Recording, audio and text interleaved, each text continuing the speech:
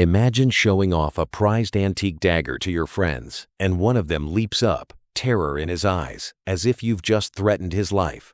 That's exactly how things started when I walked into John Kirawan's study.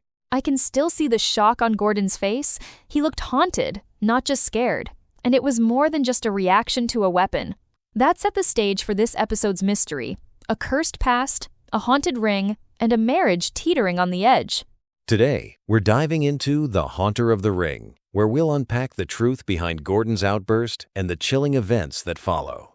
You'll hear about eerie reincarnation fears, unexplained violence, and a sinister gift. Here's what we'll cover. First, the strange attacks that nearly cost Gordon his life. Then, the mystery of his wife Evelyn's possession. Next, the origins and meaning of the bizarre snake ring. And finally, a showdown with the true villain behind it all. That initial outburst from Gordon was just the beginning. When I pressed him, the story that came out was stranger than fiction. He claimed his wife Evelyn had tried to kill him 3 times in 1 week. And the details were chilling. He described being pushed off a slope, nearly run over by their own car, and finally, a razor attack, all with Evelyn at the center. But the oddest part? She seemed to remember none of it, each time ending up in a dazed, confused state. It raises the question, was Evelyn suffering from some sort of mental break, or was something more supernatural at play? Even Gordon, who had worked in a psychiatric ward, insisted she wasn't insane. That actually reminded me how easy it is to jump to rational explanations like hidden trauma or suppressed rage, but the sheer strangeness of Evelyn's blank spells made everyone in that room uneasy. Gordon's terror went deeper than just fearing for his life. He started talking about reincarnation specifically, the idea that he was paying for the crimes of a past life. I think that's when the atmosphere changed completely. He believed he was the reincarnation of his great-grandfather, Sir Richard Gordon, who had murdered his wife. In his mind, it was as if fate or some curse was forcing history to repeat itself, only this time he would be the victim. And Evelyn, he said, was the reincarnation of the murdered wife. It's hard not to brush it off as delusion, but the mounting evidence, her blank spells, and her own terror made us all hesitate. What struck me most was the despair in Gordon's voice. He wasn't just scared. He was convinced he couldn't escape, that some ancient wrongdoing had doomed both of them. But the turning point came with the discovery of the snake ring. Kirawan's attention locked onto it the moment he heard it described: a copper ring, shaped like a serpent with yellow jeweled eyes, sent by Joseph Rolock. Exactly. It wasn't just a pretty trinket. Evelyn admitted she couldn't remove it, and it disturbed her deeply.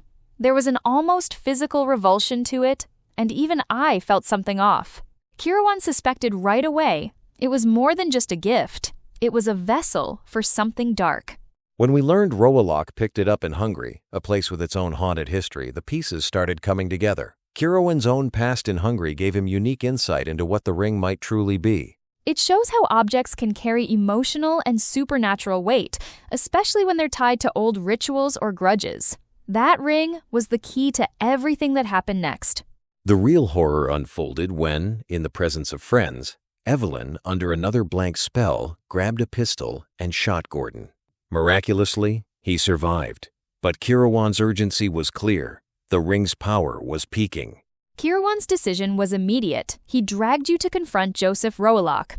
The encounter between Kirawan and Rolock, who turned out to be a sorcerer named Joseph Rolock, felt electric. The air was thick with accusation and old grudges. Kirawan revealed Rolock had used the ring to possess Evelyn and direct her to murder Gordon, hoping to fulfill a bargain with a dark spirit. But the ritual backfired. Rolock's own soul was forfeit.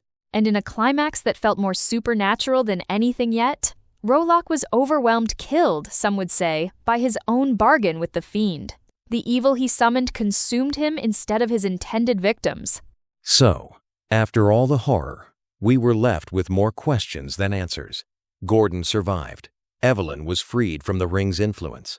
But the newspaper called Rolock's death a heart attack, ignoring the true cause. There are 3 takeaways that stand out for me.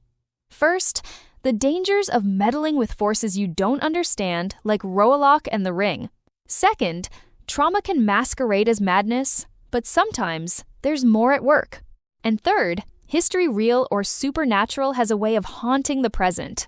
One actionable step: Be cautious of objects with mysterious origins. If something gives you a bad feeling, trust your instincts, and maybe don't put on the ancient snake ring. That's all for today's episode. Dig into your own curiosities, but remember, some secrets are better left undiscovered. Stay curious and a little skeptical.